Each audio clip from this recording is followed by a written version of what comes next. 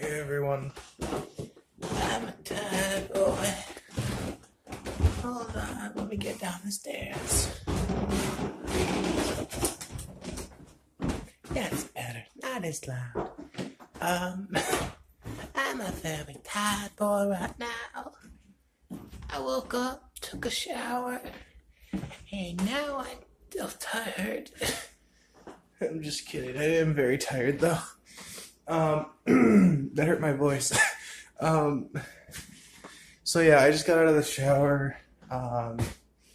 Actually, I just got done putting my stuff away from the shower because the shower, I passed it right over there. It's downstairs.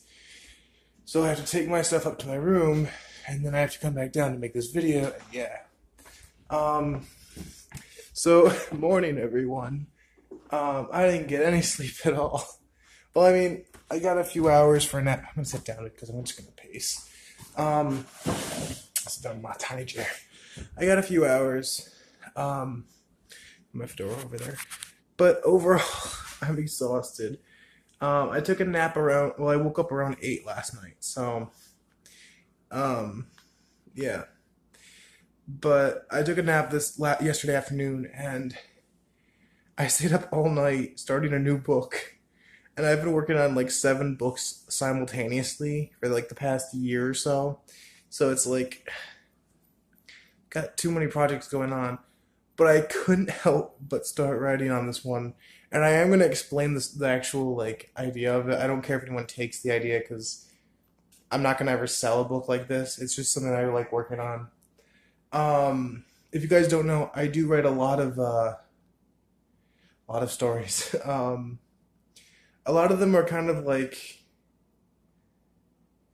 it's hard to explain. I make a lot of OCs, or if you don't know what that means, it means original characters.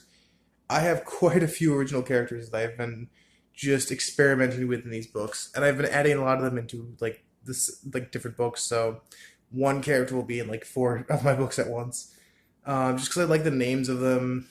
Um, Overall, though, I really like this one idea I had for a story, and I don't remember if I'm going to remember the actual details of it. But I spent, let's see, it is currently 7:34 a.m. From the moment I woke up last night, literally at the moment I woke up, I had the idea of this. Um, from the moment I woke up last night, around 8 to 8:20, somewhere in there is when I got this idea. Um, to currently like an hour or so ago, I was literally writing this. Like I was writing an actual draft of this. And the book itself, I'm not sure what I'm going to call it or anything, but currently I'm planning on calling it something like Secured Soul or something like that. I don't know. But the story itself, and this is something I do want to explain because I was really happy about this. Like I said, if you want to copy my ideas, I don't care. I'm never going to sell this thing, so go ahead, take my ideas, devour them, make them your own. Um, please just don't be a jerk about it. But overall, I did make this idea where in this separate kind of realm, there's a bunch of basically the end of the world is going on, and it's kind of like um, I don't know how to explain it. The gods of this world are all basically corrupted after a huge event that happened, and all the gods who were once bringers of peace on this world were turned into monsters. I call them the Abyss because I'll get into it. Um, but these gods are now called the Abyss because they are basically the destruction of all life, and they really are just killing everything and destroying that realm. That's the way to phrase it. And believe it or not, I got this idea sort of from God Eater, but I don't know if you guys have heard of those games. But I just watched the trailer for one of the God Eater, or a commercial for one of the God Eater games, the newest one, and I like those games. So, um, but overall, this was kind of like my own idea because I've had these characters that I've been wanting to throw into a story like this. So I kind of just was bored and brainstormed this stuff. Um, but in this world, there's multiple species of what are called reverse humans. Basically, they're kind of like demi-humans in a way, I guess, where they're part like human and part something else. So there's one character named Dryad. Um, He's of course part plant person and part human. Or I guess there aren't really humans in this realm, kind of thing. You know what I mean? It's like they're basically somewhat like us, like humans. If you are human, I mean, I don't know. You might not be human for all I know. I could be talking to a robot, or an alien, or a squirrel. Markiplier, do you send your minions to spy on me? Okay, king of the squirrels. Anyways, get back into the story.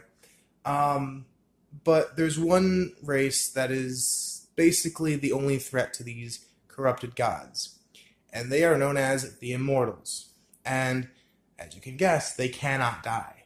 So, since the gods cannot smite them or get rid of them in any way, they come across a way to what's called, what did I call it? I think I just called it banish them. So basically, what happens is they're erased from existence, and no one knows what happened to them.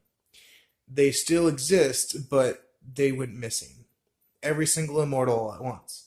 And these immortals were basically the only people who gave the other living things hope. Because these gods are basically indestructible because they're freaking gods. Um, and since everyone else is being slaughtered by them, it's kind of like the only people you could really look at as a hero are the people who actually stand a chance against these gods or cannot be killed by them in this way. But anyways, so after all these immortals go missing, there is one individual who sort of survives, and it's hard to explain on how he survives because I've just started brainstorming it, so I don't have all the ideas of it yet. But basically, he's what's called what did I name him? Soul Lock, and a Soul Lock is someone who is they're basically an immortal, but they're kind of a different breed of immortal where they can die, but only by whatever they are fated to die naturally from. So, old age, an illness that's natural, so cannot be caused by any other means other than it was meant to happen. So, it's kind of like this thing where it's its own unique type of immortal because they still die of old age. They have a normal lifespan of a human at this point. They're basically the same lifespan. Um, but he's the only one because his family, that his all the people who he's related to are immortals. So since now they're all gone and he was just born, he's the only one left. And he can still die, but like I said, the gods still can't kill him. But since he has a limited lifespan, as he grows up, he chooses to dedicate his life to being the person who the people can look up to. Because the immortals are gone, and he's the only one who really can't be killed by them. And in the story, basically, by the way, his name is Kitchell. He's a character I've been working on for quite a while. I even have a 3D animated picture of him because I had my friend work on that a whole long time ago. Um, it was really nice of him to actually give it to me for my birthday 2 years ago. Um, actually, he helped me work on it. Him and I did it as a project together. But yeah, and since he has no family, he was never given a name. He was literally just born before this whole event happened. So as he grew up, his family did have people who they were allies with, and they trained Kitchell to basically fight and be a warrior in this way. And despite Kitchell still being basically a young man who is not even 18 yet, he's still basically a teenager. He decides to go out and start defending the people because he can't wait any longer. So and by the way, he doesn't have a name yet. So what happens is he names himself Kitchell after the cats that he played with at this military base where he was being trained. And there were a few cats who just kind of would walk by every now and then. And he's always had a love for small animals because it's the one thing that he can be gentle with and the gods will not ever destroy. Because the gods are only hurting life forms who are honestly really trying to fight back, and the cats here kind of just don't care. They live with their normal lives. So it's normal for smaller animals to be spared by these gods. So basically, since it's the one thing that he can love and will never be threatened by this whole calamity that's been happening, he tends to be really pulled and attracted towards smaller animals like cats. So he names himself Kittrell, and it's supposed to also be a form of the word control. Not really a form of the word, but it's supposed to sound like control because he's trying to control the safety of the people around him. And I know it's kind of corny, but still, I liked it. But along the way, he kind of learns how to fight even more when he's thrown into these fights with actual abyssal, or I guess I called them abyssal gods or abyssal angels. That's what I called them at one point. I was gonna call them that. Um, Basically archangels, but they're gods, so it's different. But basically, he ends up fighting one, and he's really badly beaten. He can't die, but after this fight, the that god reports back to the others, make sure that he can't really like go unnoticed because the immortals are supposed to be gone. There's not supposed to be anyone left who could stand in their way. And this forces Kittrell to kind of basically trial by fire. He's forced into a life where he has to fight even harder and train way more than he had before. And he also meets a little character named RR, or Rebel Rule, as I call her. Believe it or not, she was a character that I made based off of my girlfriend Chess.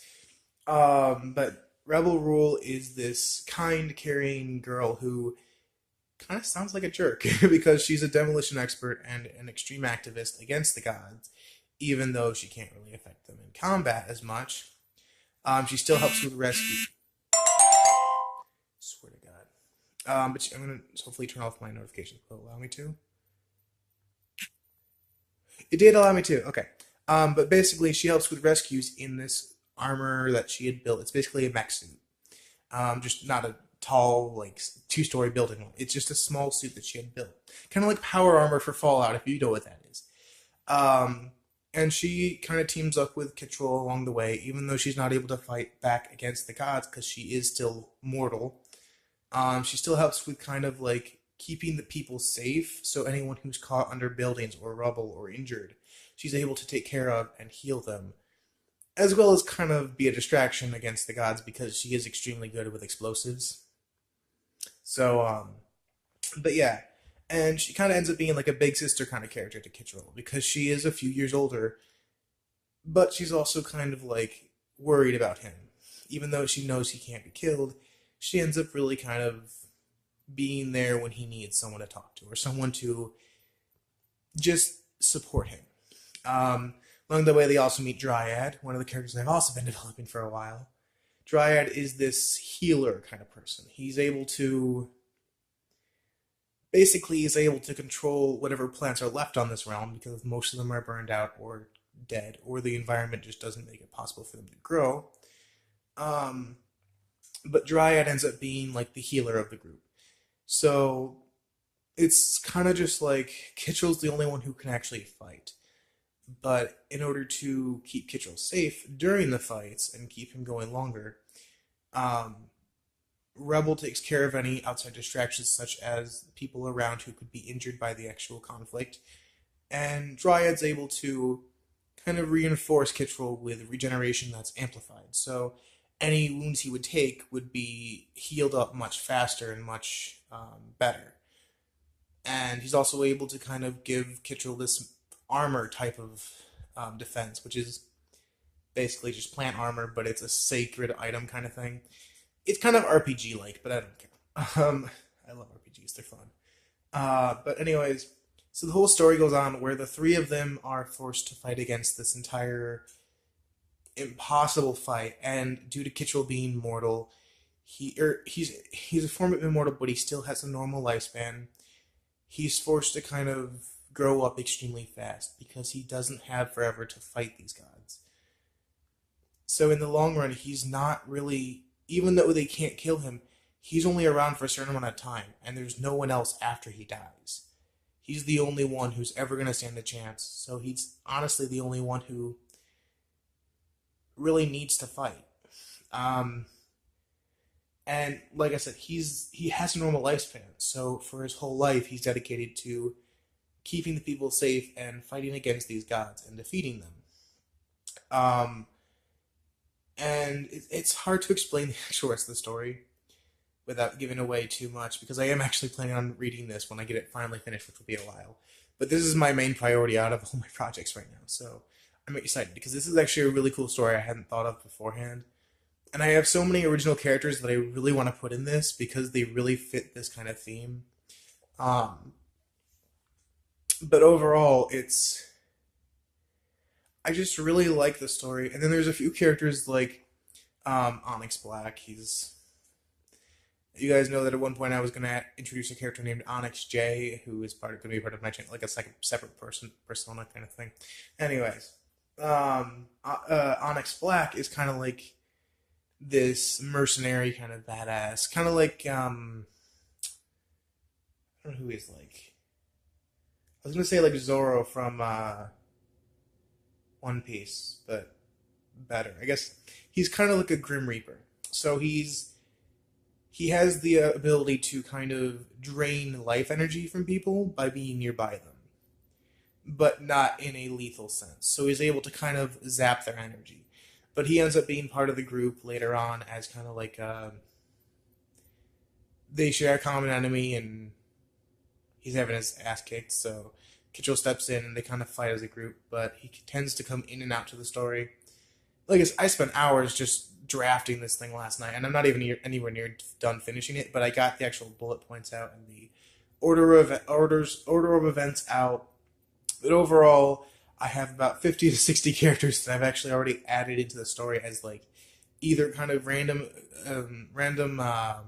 encounters along the story or important main characters. There's even a small spoiler to the story. There is one character who is kind of based off the god Loki from Norse mythology, um, and he's kind of like this trickster kind of person like Loki, but he is one of the only gods who is not. He's actually the only god who is not corrupted, and that's kind of the way that they're able to get through a lot of the fights is with his kind of information, and since he's the only uncorrupted god, he's kind of like not really trusted by the group, but he does become an ally for them along the way.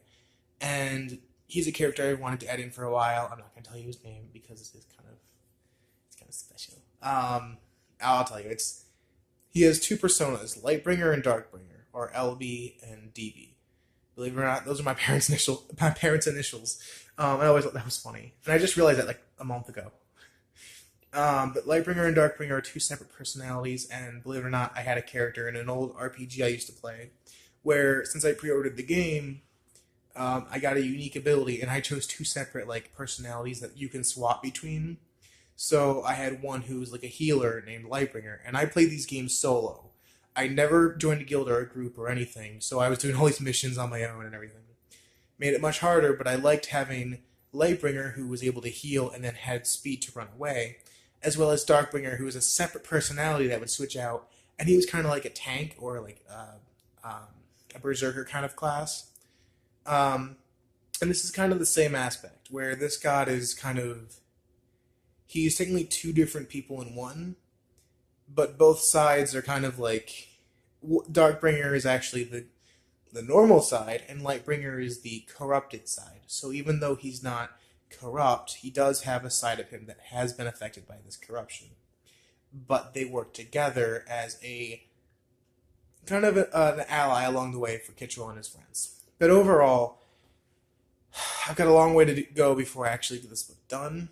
But once I get it done, I really want to read it on the channel, or at least like make episodes based on what I have, because I really do like writing, and believe it or not, I am very experienced in it.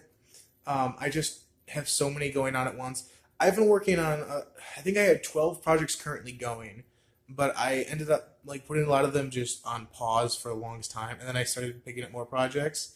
So then I like started, at one point I had 9 at once, and then I kind of put a couple aside, so I had like 3 at once, and then I kept making more books. So currently, if I remember correctly, I have about 20 books going right now, but I'm not working on about 13 to